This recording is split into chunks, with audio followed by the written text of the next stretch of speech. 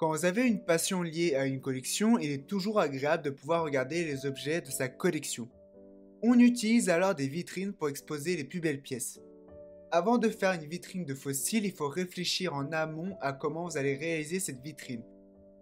Surtout si vous voulez une vitrine bien constituée, avec un visuel qui se rapproche aux vitrines de musées. Tout d'abord, il va falloir réfléchir à quel meuble vous allez utiliser pour votre vitrine. Il existe plein de types de vitrines avec des tailles et prix différents. Vous pouvez utiliser les premiers prix IKEA avec les vitrines Delteuf. Je pense que c'est les vitrines les plus utilisées pour les collections. Mais les prix ayant augmenté, vous pouvez voir du côté des occasions pour trouver des bulbes moins chers. Par contre, si vous voulez plusieurs vitrines pour avoir un même ensemble, avec les mêmes couleurs, donc des mêmes vitrines, cela sera peut-être un peu plus difficile. Dans l'occasion, il est assez facile de trouver des vitrines à des prix abordables. Par exemple, sur le Bon Coin, vous pouvez trouver des grandes vitrines pour moins de 30 euros. Il suffira seulement pour certaines de leur donner un coup de lasure ou un coup de peinture pour leur donner une nouvelle jeunesse.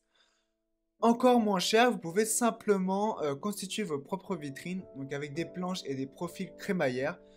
L'avantage, c'est que vous pouvez adapter selon la taille de la pièce. Par contre, vos fossiles seront moins protégés à la poussière et cela vous obligera à nettoyer plus régulièrement. Moi, j'ai personnellement utilisé les meubles IKEA Billy avec des portes avec des vitres. À l'unité, on est actuellement à un prix de 170 euros. Et c'est ce que j'ai trouvé de mieux pour le prix et la taille, et surtout pour faire un même ensemble de meubles. Une fois les vitrines en place, il faut réfléchir à quels fossiles vous allez mettre dedans et comment vous allez les agencer.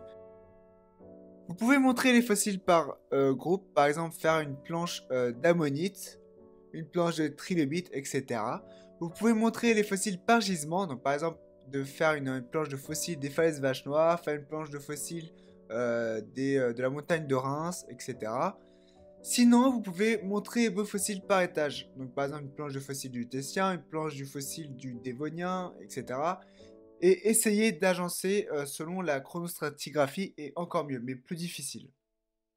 L'agencement des fossiles dépendra de votre collection, si vous avez beaucoup de fossiles par gisement ou beaucoup de fossiles par étage, et selon aussi votre préférence.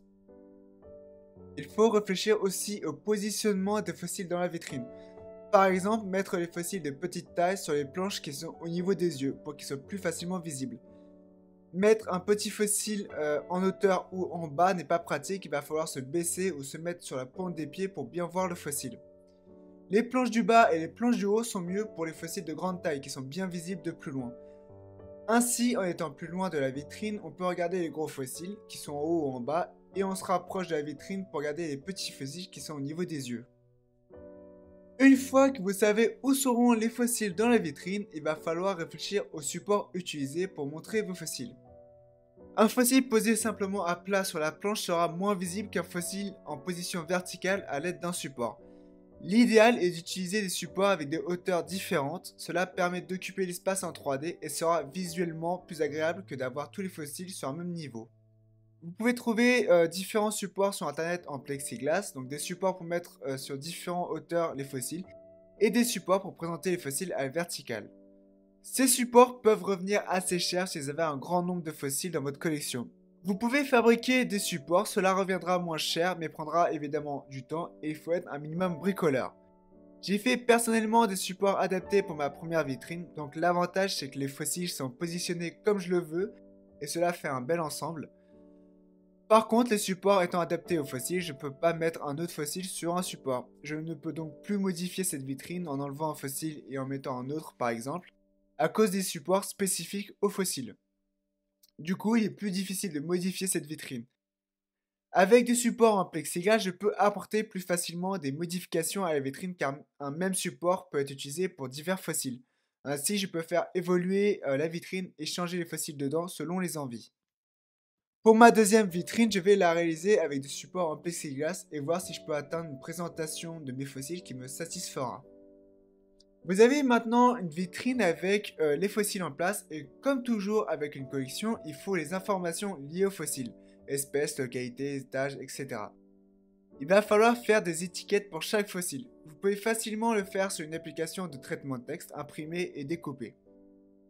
Après, c'est selon votre goût pour placer les étiquettes. utiliser un support pour mettre l'étiquette à côté du fossile, ou essayer de cacher l'étiquette. Donc pourquoi cacher une étiquette? Car l'étiquette peut casser le visuel de la vitrine. Notamment pour les petits fossiles où l'étiquette peut être plus grand que le fossile. Ou aussi pour les zones de la vitrine avec beaucoup de fossiles. Vous pouvez mettre ainsi l'étiquette sous le fossile ou derrière le fossile pour que celle-ci soit moins visible et pour garder l'information avec le fossile.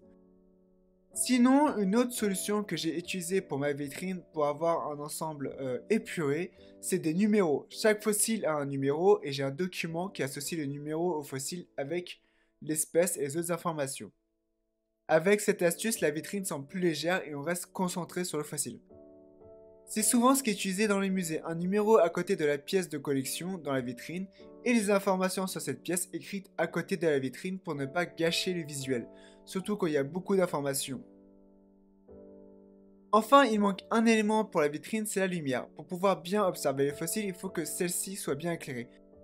Vous pouvez utiliser des bandes de LED pour éclairer votre vitrine. Cela permet d'éclairer chaque zone de la vitrine, mais cela nécessite un certain agencement si vous avez plusieurs vitrines, et de faire des trous dans les meubles pour faire passer les fils. J'avais fait ça pour mes anciennes vitrines, une bande de LED pour chaque planche, mais il y avait un certain bordel de fils derrière le meuble, et j'avais des trous à chaque niveau. Du coup, j'ai dû reboucher ces trous pour réutiliser ce meuble pour autre chose. Une autre solution, c'est un éclairage au-dessus des meubles, comme on peut le voir par exemple pour des éclairages pour les bibliothèques. Ça éclaire l'ensemble du meuble, donc ça éclaire évidemment moins qu'un LED à chaque planche, mais c'est plus facile à installer, moins de fils et ça impacte moins le meuble.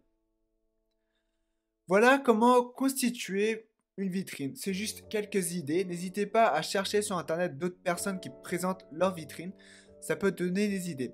Par exemple en cherchant simplement sur Google dans les résultats images ou sur Pinterest ou sur les forums. Sur Geoforum et The Fossil Forum, il y a au moins un sujet sur les vitrines des amateurs. Je vais essayer de les mettre le lien sur ces sujets dans la description de la vidéo si je trouve. Sinon, les musées sont une bonne source d'inspiration. Je me suis basé beaucoup sur ce que je voyais au musée pour faire mes propres vitrines. Voilà, j'espère que cela vous a donné quelques idées pour votre vitrine. J'espère que cette vidéo vous aura plu et je vous dis à plus pour d'autres vidéos.